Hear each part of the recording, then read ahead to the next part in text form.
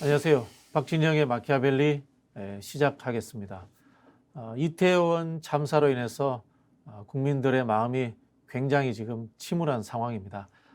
저희도 역시 이태원 참사에 대해서 국가의 역할 그리고 정치권이 이 문제를 어떻게 또 풀어가야 될지 자세하게 한번 토론해보는 시간으로 만들어 보겠습니다. 장성철 소장님 나오셨습니다. 네, 안녕하십니까. 장 소장님도 자녀가 20대 자녀가 있으시죠? 초중반입니다. 네. 네. 이번에 좀 많이 놀라셨겠네요. 많이 놀랬죠. 네.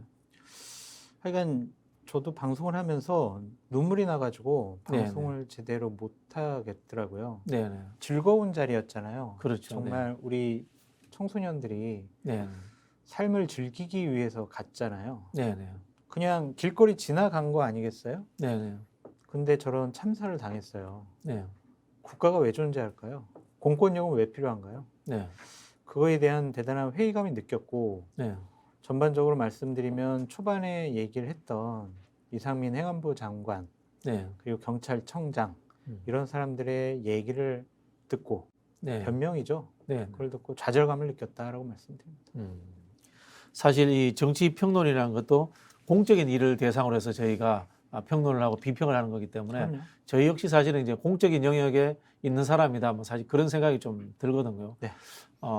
국가를 운영하는 저희가 뭐 공직자는 아니지만 어른으로서 참 미안하다라는 생각이 많이 들었습니다. 너무 저도. 미안하고 부끄럽고 창피했어요. 이거 네. 정말 어른으로서 숨을 쉬고 있다는 것 자체가 네, 네. 너무나 좀 창피하더라고요. 정말 미안하고 죄송합니다. 네. 제대로 된 사과와 그리고 좀 진정성 있는 추모 그리고 또 이 진상 규명까지 좀 이루어져야 되겠다 그런 생각이 듭니다. 저는요, 지금 정권을 담당하고 있는 특히 네. 이 일과 관련해서 지휘 계통에 있었던 분들에게는 딱 6글자만 좀 마음속에 새기라라고 말씀드리고 싶어요.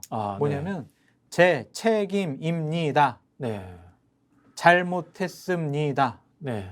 이 6글자만 좀 마음속에 새겨야지. 네. 현장에서 대응이 부실했네. 경찰들 더 투입했더라도 사고 막을 수 없었네.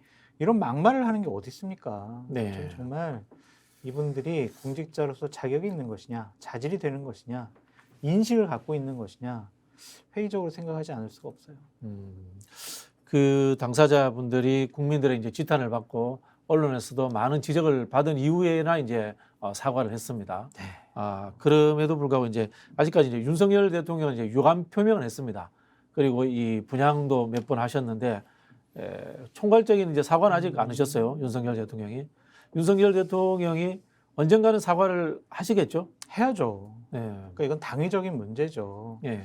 국정 운영에 무한 책임을 갖고 있는 게 대통령이잖아요. 네, 네. 우리가 세월호랑 비교하는 거를 이 정권이 되게 싫어하지만 네. 세월호 사건과 관련해서는 박근혜 전 대통령은 최소한 사과는 했어요. 네, 정말 네. 눈물 흘리면서. 네. 근데 윤석열 현재 대통령이 사과를 하지 않고 유감 표명을 한다? 네. 유감 표명은 사과가 아니죠. 유감 표명은 본인 마음이 불편하다는 거예요. 네, 네. 불편한 거는 국민들이고 정말 불편하고 화나고 힘든 거는요, 유가족들이에요. 네, 네. 사과가 필요한 거예요, 지금. 언제쯤 사과를 하는 게 적절할까요? 사실 지금이라도 어떻게 보면 초반에 바로 사고가 났을 때, 이 참사가 났을 때 사과를 그때 했어야 해야죠. 되는데 그 시기를 좀 놓친 측면이 있죠. 그러니까 이분들이 법조인이다 보니까 네. 사과를 하면 내가 내 잘못을 인정하는 거야 라고 음. 생각을 하고 판단을 하시는 것 같아요. 네. 근데 이거는 법적인 문제가 아니잖아요. 정치적인 문제잖아요. 그렇죠. 도의적인 문제기도 하고. 그럼요. 네. 정치적, 도덕적, 도의적, 윤리적인 문제란 네. 말이에요. 네. 정말 꽃다운 정말 말이 안 나오는데 꽃다운 인생을 살아야 될 대한민국 정말 청소년들, 청년들, 그 외국인들, 우리나라 구경하러 왔던 우리나라를 사랑했던 그 외국인들이 압살을 당했잖아요. 네. 대통령 당연히 사과해야죠. 당연히 해야 합니다. 사과가 늦었던 측면들에는 금방 말씀하신 법조인으로서의 상황 인식이 좀 작동하고 있었다. 이렇게 보시는군요. 그렇죠. 내가 사과하면 내가 잘못했다는 거를 스스로 인정하는 것이고 내가 지는 거야 라고 생각을 하는 것 같아요. 네. 이거는 게임이 아니잖아요. 그렇죠. 네. 대통령께서는 국민이 이번에 돌아가시는 분들 되살릴 수는 없어요.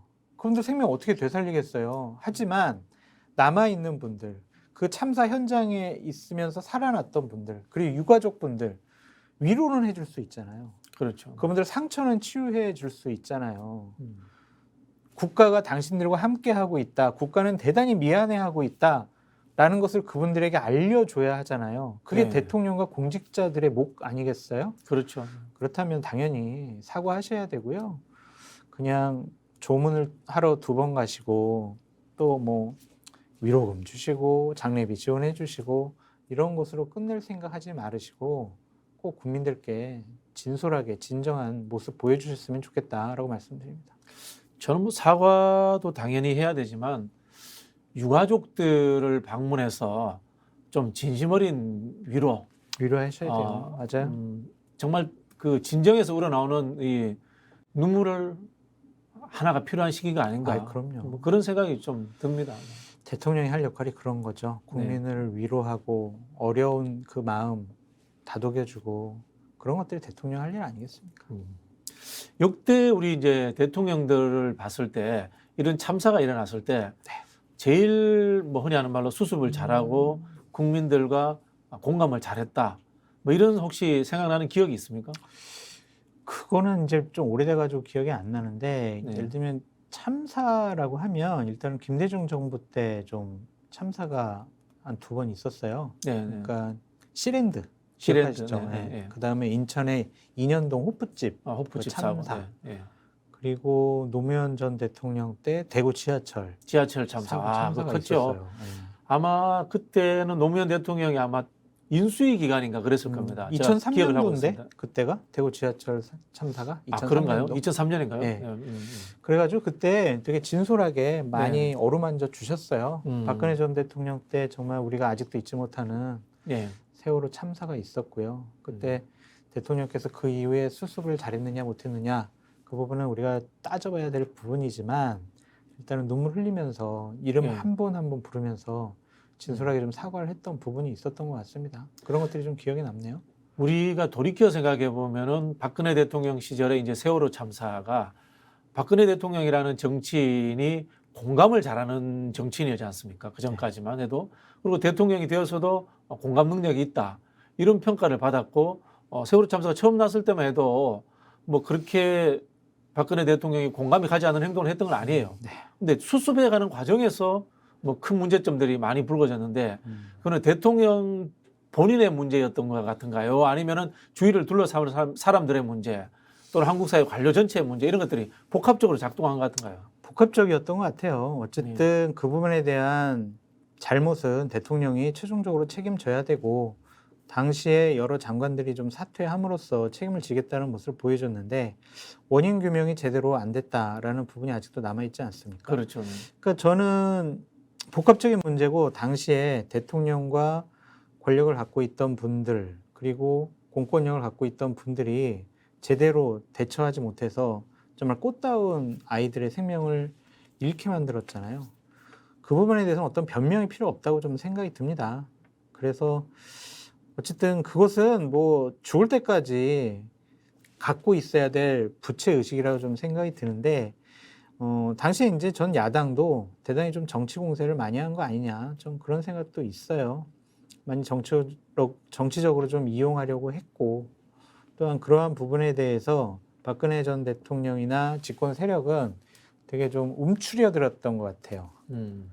그래서 이게 정치적 방어로 생각을 했던 거네요. 네, 공격을 하도 당하고 어쨌든 국민적인 분노가 심해졌기 때문에 점점 좀 왜소화되고 축소화되지 않았느냐라는 생각이 들어서 그 사건으로 인해서 결국에는 탄핵까지 가지 않았느냐는 생각이 들어요. 그러니까 넓게 정치를 한 게 아니라 이제 민주당, 야당은 적으로 생각을 해서 대화, 소통, 협치 그런 게 완전히 무너졌고 세월호 사건에 대해서 사태에 대해서 참사에 대해서 그 당시의 집권 여당 안에서도 대통령 더 사과해야 된다라든지 아니면 왜 저런 일이 벌어졌는지 제대로 조사해야 된다라든지 그런 다른 목소리가 나왔었잖아요. 그래서 대통령이 오히려 집권 세력 안에서도 친박들하고만 얘기를 했었고 그 3인방에게만 더 기댔었고 최순실에게 위로받고 그렇게 해서 비극적인 정권의 종말이 오지 않았느냐, 좀 그렇게 좀 판단을 해봅니다. 돌이켜 생각해 보면 뭐 야당의 비판에 대해서 방어할 수 있습니다만은 유가족들에 대해서는 한없이 다 받아줘야 되거든요. 받아줘야죠. 맞아요. 이게 자식 잃은 부모들이 무슨 어떤 생각도 할 수 없는 상황이잖아요. 급박한 상황인데 그 유가족들과 소통하지 않았다는 게 제일 큰 문제가 되지 않았나. 뭐 그런 생각이 들어요. 네. 근데 뭐 대통령 당시 청와대에서 그분들 만나서 여러 가지 얘기를 했는데 네. 그게 이제 한 번 만나고 끝났었어요. 그렇죠. 네. 네. 하여튼 여러 가지 지금 생각해도 참 비극적인 일이었습니다. 근데 그 우리 세월호 참사 때에 해결하는 방법이 되풀이되지 않으려면 지금 정부도 야당의 공세라는 것에 대해서는 뭐 방어적이고 움츠러지더라도 유가족들이라든가 국민들의 요청에 대해서는 한없이 낮은 자세로 경청하고 그다음에 같이 보듬고 안아야 된다라는 이제 뭐 그런 하나의 교훈이 남는 것 같아요. 어르신 말씀이에요. 그래서 그냥 전 단순히 1호금 2천만 원 드리고 장례비 1,500만 원 지원하고 이런 것으로 국가가 할 일을 다 했다라고 생각해서는 안 될 것 같고요. 네. 왜 저런 일이 발생을 했는지 원인 규명부터 앞으로 저런 일이 발생하지 않도록 제대로 된 제도적인 뒷받침 그리고 인식의 전환이 필요한 것 같다. 그래서 이게 단순히 슬픔과 분노로만 끝나지 말고요. 나라가 한 단계 더 나아지는 그런 계기로 삼아야 한다라고 보여집니다. 그 이제 수습 과정에서 특히 이제 행안부 장관의 이제 수습 능력이라든가 발언이 이제 국민적으로 이제 지탄을 받는 상황이 많이 지금 연출이 되었습니다. 장관이 사과는 했습니다만은 결국 여야 모두에서 이제는 행안부 장관에 대한 사퇴 이야기가 나오고 있습니다. 그만둬야죠. 그만둘 것 같은가요? 둘 것 같기도 하고 그만둬야 되고요. 네. 저분은 공직자로서 기본적인 자세, 자격, 자질이 안 되는 것 같아요. 판사 출신이잖아요. 네. 그러니까 두 가지 관점이 있는 것 같아요. 상당 네. 우월의식이 있는 것 같아요. 우월의식. 나는 무오류의 사람이야.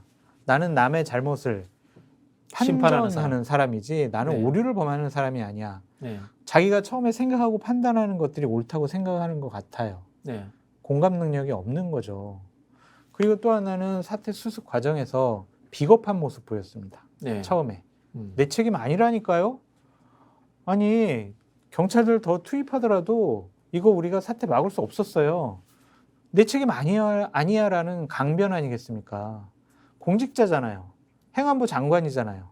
그러면은 재난 사태 수습의 제1 책임자입니다. 그런 사람이 내 책임 아니에요 라고 항변을 하고 있는데 네. 그 자리에 있을 자격이 있나요? 지난번에 경찰국을 행안부 내에 설립을 했을 때 본인 뭐라고 했어요? 경찰 통제해야 된다고 얘기를 했어요. 네. 그럼 본인이 경찰이 했던 여러 가지 일들에 대한 최종적인 책임을 져야죠. 네. 근데 저러한 모습은 지금 공직자로서 기본적인 자세가 안 돼 있는 거예요. 기본이 안 돼 있어요. 근데 이제 일각에서는 지금 상황을 수습해가는 과정인데 수습해가는 과정에서 이 주무장관이 바뀌는 것이 적절한가 뭐 이런 이야기도 나옵니다. 그 사람은 어쨌든 저런 참사가 벌어졌을 때 주무장관이었잖아요. 저 사람이 그대로 있으면 사태를 제대로 객관적, 투명하게, 공정하게 파악을 해서 정리하고 수습하는 게 아니라 야, 내 책임 없는 걸로 사태 수습해야 돼. 조사할 때도 내 책임 없게 해야 돼. 이렇게 할 수가 있죠. 그렇네요. 그렇죠. 예, 예. 경찰에서 지금 특수본을 꾸려서 네, 뭐 네. 서울청이라든지 용산경찰서라든지 아니면 서울교통공사라든지 이런 데 지금 압수수색을 하고 있잖아요. 네, 네. 잘잘못을 가리겠다는 거잖아요. 네, 네. 거기에 정점이 행안부 장관이란 말이에요. 네, 네. 그 사람을 두고 어떻게 사태 원인 규명을 객관적으로 투명하게 잘할 수가 있냐고요. 바꿔야죠. 말이 안 돼요. 뭐 100% 동의가 됩니다. 제대로 된 진상 규명을 위해서라도 지휘 계통의 책임자였던 분이 자리에 앉아 있는 것이 그럼요. 더 힘들게 할 수도 있다. 행안부는요, 사태를 수습하는 곳이 아니라 진상 규명, 원인 파악을 하는 곳이에요. 네네. 사태 수습은요, 국무총리가 하면 돼요. 행안부 장관 차관 대행 체제로 하면 되죠. 대통령이 아끼는 측근이라고 해서 그 사람 보호하면 안 돼요. 저는 화요일 날 네. 민주당의 처신이 정말 이해가 안 갔어요. 왜냐하면 긴급하게 행안부 장관 출석시켜서 네네. 국회에서 현안 보고가 있었어요. 네네. 근데 그냥 보고만 받고 네네. 질의 하나도 안 했어요. 40분 만에 끝났어요. 이게 맞아요? 왜 그랬습니까요? 그냥 그렇게 여야가 합의한 거예요. 자, 지금 사태 수습을 해야 되니까 예. 우리가 사태 수습 어떻게 하는지, 우리 국회에서 지원해 줄 거는 뭔지 그것만 우리 행안부 장관한테 얘기만 듣자. 그 사람한테 우리가 당신은 뭐 잘못했고 사태 수습 어떻게 하고 원인이 뭐냐고 물어보지 말자. 이렇게 얘기를 해가지고 그렇게 합의가 된 거예요. 이거 한편으로 보면은 여야를 같이 억누르고 있는 정쟁 자제 프레임 아닌가요? 정쟁은요, 공개적으로 막 네 책임이야 내 책임이야 이런 거잖아요. 예. 현안 보고 비공개로 해가지고요, 누가 잘못했느냐 원인 파악하고 국민을 대신해서, 국민이 궁금하잖아요. 당시에 그 화요일 날 있었던 SBS 보도에 의하면 당시 6시부터 그 이태원역 주위에서 79건의 신고가 있었다는 거 아니에요. 네네. 그렇게 신고가 있었는데 왜 경찰은 출동을 안 하고 기동대는 왜 출동 안 했는지 행안부 장관한테 얘기 들어야죠. 네네. 그래서 국민들이 궁금해하는 거 알려줘야 될 거 아니에요. 그게 국회의 의무 아니겠어요? 그렇죠. 야당의 의무잖아요. 그렇죠. 근데 야당은 왜 그런 역할을 안 하냐고요. 그럼 뭐 야당뿐만이 아니라 여당도 같죠. 사실은 여당은 더 문제가요. 이런 시점에서는 저는 어떻게 생각하냐면 국회와 정부의 입장으로 봐야 된다고 봐요. 아, 그럼요. 예. 사실은 여당이 이런 것에 나중에 정치적 충격을 덜 받기 위해서라도 여당도 앞장서 가지고 그럼요. 이 행정부를 견제하고 감시하고 비판한다는 입장으로서 파헤쳐야 돼요. 그러니까 어제 너무나 실망스러웠던 거는 국민의힘 의원들이요, 예. 이상민 장관 편이에요. 아, 그러면 안 이상민 되죠. 장관을 보호하기 위해서 급급했어요. 집권여당 국회의원들 국민 편이어야 되잖아요. 그렇죠. 네. 국민 입장에서 의정활동해야 되잖아요. 이상민 장관 대통령 측근이라고 그 사람 보호하고 그 사람 편에 서 가지고 야당 의원들 질문 못하게 막고, 이게 국회의원이 할 일입니까? 저는 너무나 화가 났어요. 부끄러운 현실입니다. 그렇게 할 것 같으면 국회가 필요 없죠. 필요 뭐 없죠. 그냥 뭐. 대통령실에 뭐 분소도 아니고. 그럼요. 알겠습니다. 창피해요. 금방 말씀하시다 보니까 이제 행안부 장관이라는 분은 결국은 뭐 행안부 장관이 훌륭하게 수습할 수 있는 분이라고 믿을 수도 없네요. 이런 일이 벌어지는 과정에서의 역할이 전혀 없었기 때문에. 역할도 없었고 처음에 인식부터 우리가 알 수가 있잖아요. 그렇죠. 경찰을 더 투입하더라도 이 사태는 우리가 막을 수가 없었어요. 네. 뭐 그렇게 많은 인파가 모인 것도 아니에요. 인식부터 잘못됐는데 어떻게 사태를 수습합니까? 그렇죠. 말이 안 되죠. 네. 알겠습니다. 그러면은 결국은 이것을 수습하는 책임이 총리가 져야 되는 상황인데 그렇게 가는 게 맞죠. 총리도 잘할지 참 걱정입니다. 한수만 나오는 게 이제 화요일 날 외신 기자들 모아놓고 회견을 했잖아요. 네네. 거기에서도 상당히 부적절한 말과 행동을 많이 했죠. 네네. 그 당시 그런 기자회견 때 이렇게 해야 되는 거 아니에요? 죄송합니다. 제 책임입니다. 그렇죠. 국무총리인 제 책임입니다. 정말 제가 잘못했습니다. 그렇게 얘기를 해야죠. 맞습니다. 그 얘기는 안 나오더라고요. 우리 보통 이런 참사라든가 국가의 어떤 위기가 있으면은 네. 총리가 앞장서서 그걸 돌팔매질도 다 막고, 그래서 옛날에 그런 이야기도 있어요. 방탄총리. 네. 뭐 이런 이야기도 있는데 지금 한덕수 총리는 스타일이 그래서 그런지 모르겠지만 물론 뭐 대통령이 실수해서 그런 일도 많이 생겼습니다만은 본인이 나와가지고 대신 이렇게 돌팔매를 맞는 일이 없어요. 없어요. 그냥. 자기 일로 맞아요. 근데 얘기를 들어보니까 되게 무력감에 빠져 있다 하더라고요. 어쨌든 책임 총리인 줄 알았는데 이거 거의 권한이 없다. 주요 권한이 없고 패싱됐다 이제까지. 그렇죠. 권한이 없는 그냥 얼굴마담 총리가 아니냐. 본인 스스로 그렇게 생각을 해가지고 뭐 그렇게 큰 의욕도 없는 것 같아요. 그래서 자리나 좀 잘 좀 보존하다가 끝낼 생각인 것 같아요. 그럼 이 참사 이전에 경제 위기가 이제 계속 나오고 있지 않습니까? 이 경제 정책이라든가 이런 부분에 있어서도 이제 여당 쪽에서 듣기로는 이 총리가 역할을 못 하고 있었다. 뭐 그렇게 봐야 되겠네요. 그렇게 봐야 되겠죠. 대통령께서는 경제를 가장 우선시하겠다라고 생각을 해서 네. 기재부 장관, 그리고 국무총리도 경제통, 네. 비서실장도 경제통, 네. 그리고 가장 본인이 경제적으로 신임하고 있는 최상목 경제수석을 네. 자기 곁에 두고 있잖아요. 네. 근데 이 경제 분야에 있어가지고 어떠한 제대로 된 조치, 처방, 대처가 있다고 보여지기는 어렵죠. 그것은 되게 좀 주도권 다툼도 좀 있는 것 같아요. 그러니까 국무총리는 내가 경제 분야에 있어서는 내가 전문가이기 때문에 내가 경제 컨트롤 타워가 될 거야라고 했지만, 대통령실의 견제, 추경호 장관, 기재부 장관의 뭐 독주 이런 것 때문에 본인 스스로가 상당히 좀 무력감에 빠져 있는 것 같습니다. 내 역할은 없다라고 생각하는 것 같아요. 그렇다면은 이 이태원 참사가 이제 정리되고 하는 국면에서 국면 전환용으로 총리가 바뀐다거나 내각 일부가 바뀔 가능성도 존재한다고 보십니까? 원포인트 개각이 있을 수도 있겠죠. 원포인트 이상민 장관은 기본적으로 바뀌어야 될 거고 네네. 지금 수요일 날 오후에 이제 벌어졌던 일이 뭐냐면 용산 경찰서장 대기 발령이란 말이에요. 네네. 근데 용산 경찰서장에게 모든 책임을 지금 떠넘기려는 것이 아니냐 그렇게 볼 수가 있죠. 예. 왜냐하면은 당시에 내부적인 증언에 의하면은 이태원 파출소에 있는 당시 경찰이 용산 경찰서에 지원 요청을 했다는 거예요. 네. 사람이 너무 많이 오니까 이거 어떻게 지원을 해줘야 된다. 음. 그럼 용산 경찰서장은 뭘 했나? 그리고 또 서울 경찰청은 뭐 했느냐? 아니면 그쪽 지구를 담당하는 지구대 같은 경우에는 네, 뭐 네. 했느냐? 네. 이런 것들을 전반적으로 살펴봐야지.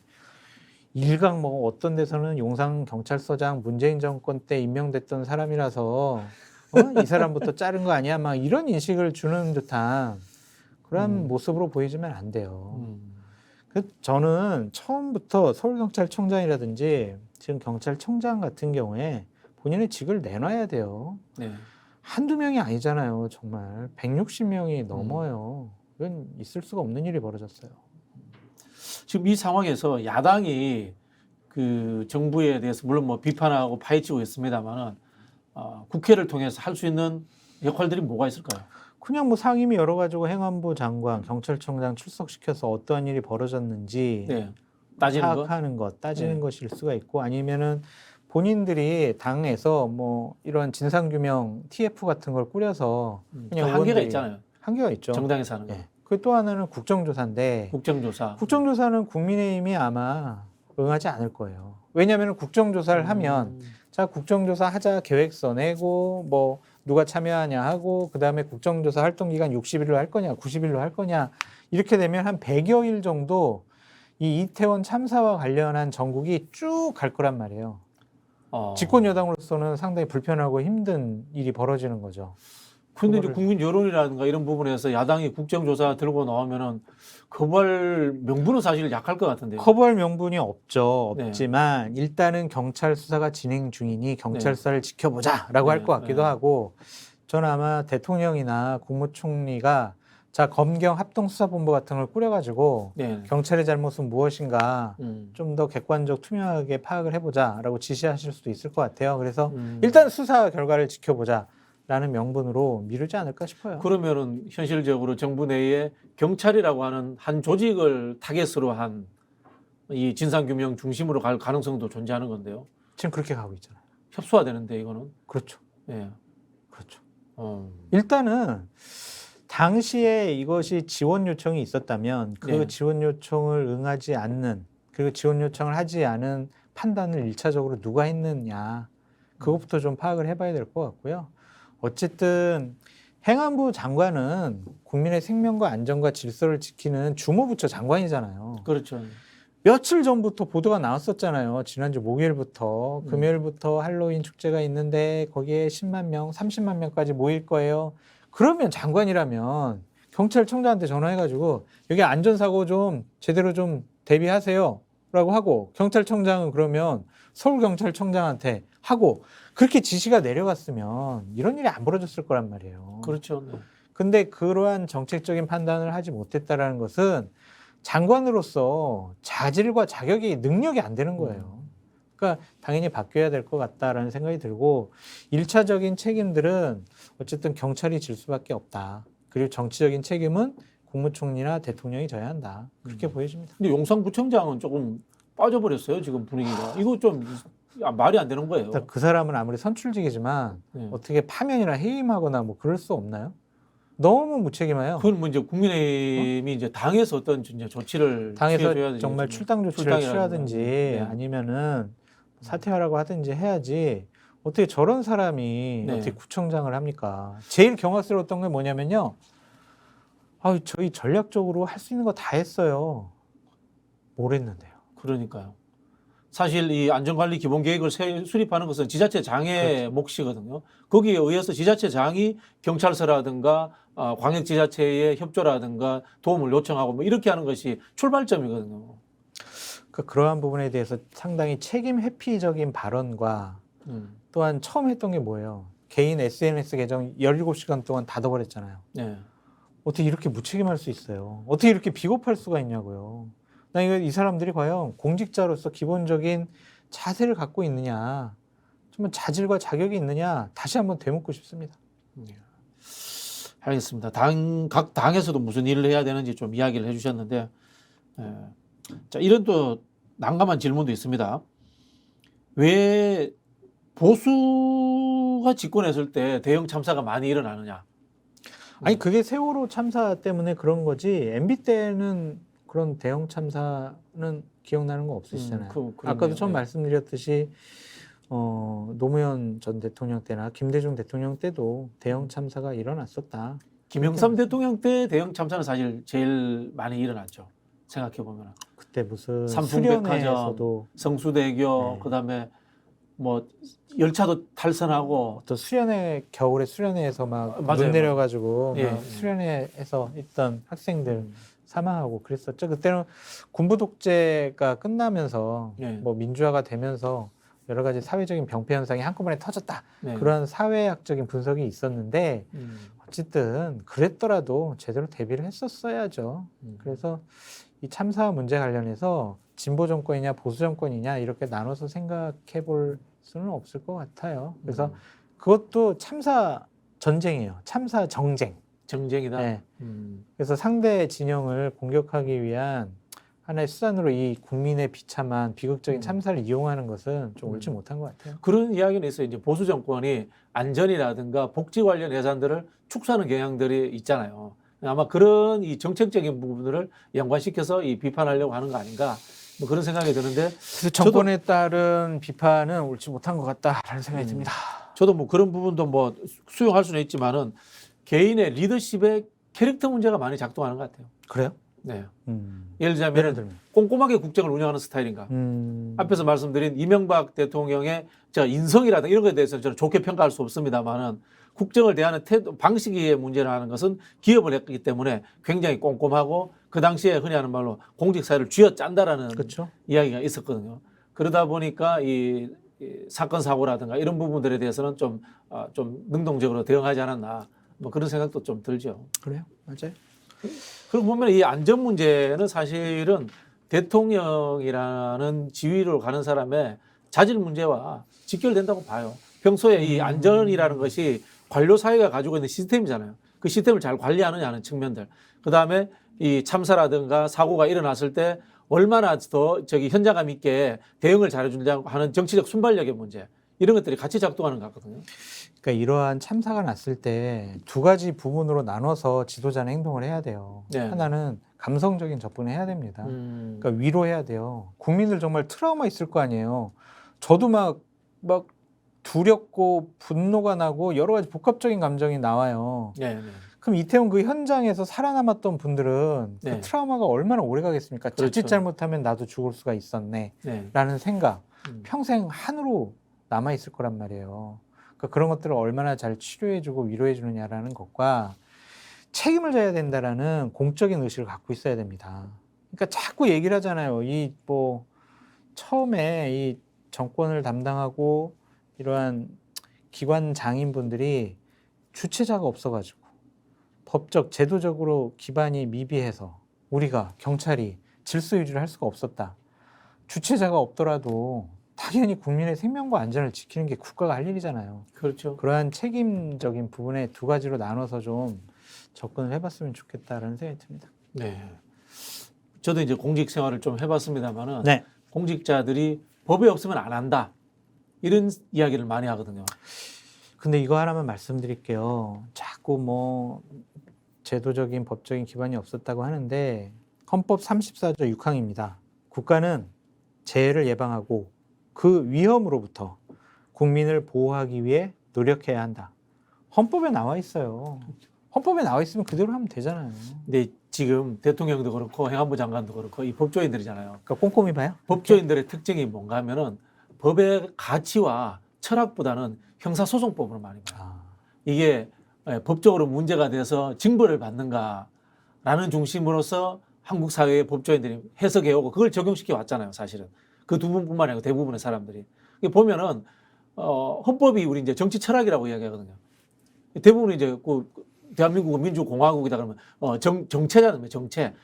정치 체제의 정체성이 뭔가 이런 이야기들을 밝히고 있는데 이런 철학에 약한 법조인들이 많아요. 그런 것 같아요. 그런 부분은 좀 실망스럽다라는 좀 생각이 들고 자꾸 우리가 뭐 권한이 없어요. 제도적으로 우리가 할 수 있는 게 없어요라고 하니까 많은 국민들이 또 헌법 봐라. 재난관리법 좀 봐라. 경찰청법 좀 봐라. 그러면서 다 이렇게 또 얘기하잖아요. 그렇죠. 법으로 또 가버리죠. 그러니까 처음에 한 3일 동안 책임을 회피하기 위해서 너무 많은 변명과 말들을 쏟아낸 것들이 나중에 부메랑으로 되돌아올 것 같다는 좀 생각이 들고요. 이게 정권 차원에서 상당히 심각하게 생각을 했으면 좋겠어요. 그러니까 예를 들면은 근조, 저 근조 이거 리본 달면 안 돼? 라든지 이건 사망자야, 희생자 아니야? 라든지 이런 식으로 접근을 하는 건 옳지 않은 것 같아요. 그냥 근조 이 리본 안 다르면 검정색 리본 다르면 사건이 좀 축소화되고 윤석열 대통령에게 이렇게 피해가 안 갑니까? 공격 화살이 안 갑니까? 그러니까 이 부분을 자꾸 우리 대통령을 보호해야지 라는 관점에서 시작을 하면은요 세월호 꼴납니다. 박근혜 대통령 때도 그랬을 것 같아요, 느낌이. 예. 야 이거 네. 대통령 책임 아니야. 대통령한테 불똥이 안 튀도록 이거 노력해야 돼. 처음에 대통령실과 공직자들이 그랬거든요. 네. 당에는 친박들이 그랬거든요. 그러니까 그렇게 접근하면 안 돼요. 국민을 보호해야 된다. 국민의 관점에서 이 사건을 바라봐야 한다라고 꼭 저는 말씀드리고 싶습니다. 네, 알겠습니다. 마지막으로 이 꼭지 하나는 꼭 그 말씀했으면 싶은데요. 유승민 또 대표 얘기하려고 그러죠? 유승민 대표 아닙니다. 전 대표. 전 원내대표고 당 대표 한 적이 없습니다. 바른정당에서. 바른정당 국가가 왜 있냐? 바른정당에서 대표했습니까? 대표하지 않았나? 국가가 왜 있냐? 이상민 파면하라 이야기를 했는데 아이고. 제가 며칠 전에 토론회에서 이 주제를 가지고 보수 패널들하고 토론을 했는데 보수 패널들과 국민의힘 구성원들이 굉장히 흥분을 해가지고 유승민 전 의원을 막 비판을 하더라고요. 잘못된 얘기 있나요?